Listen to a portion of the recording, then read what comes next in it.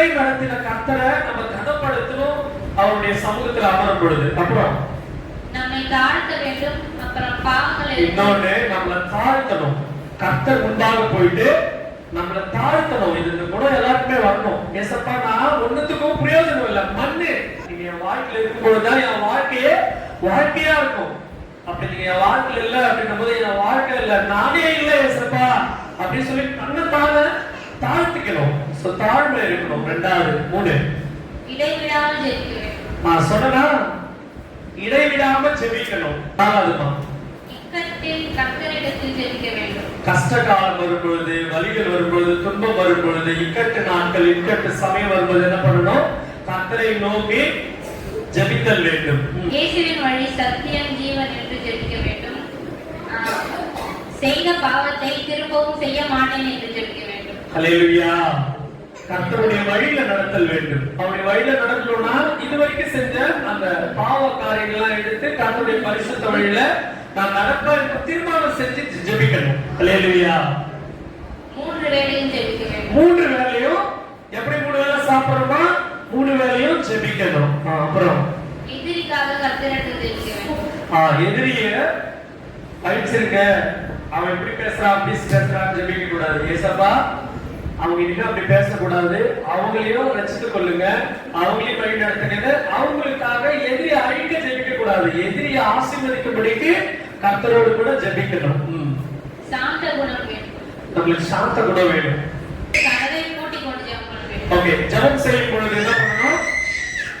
கர்த்தருடைய சித்தத்தின்படி செய்ய வேண்டும்.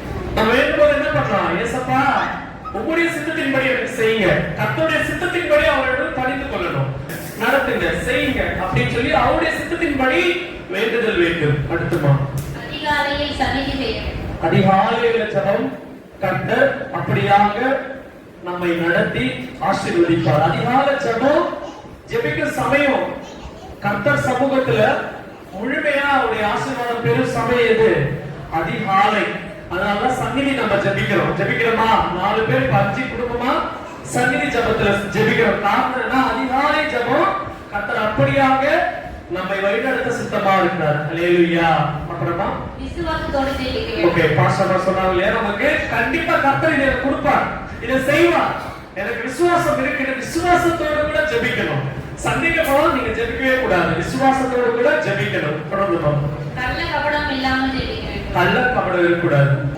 கர்த்தர் சந்நிதியில் நித்திரை அடையக்கூடாது. கர்த்தருடைய சமூகத்துல எப்ப இருந்தாலும் நம்ம என்ன பண்ணக்கூடாது? உபவாசத்தோடு கூட கர்த்தர் சமூகத்துல நம்ம ஜெபிக்கும் பொழுது நம்ம விண்ணப்பம் கேட்கப்படும்.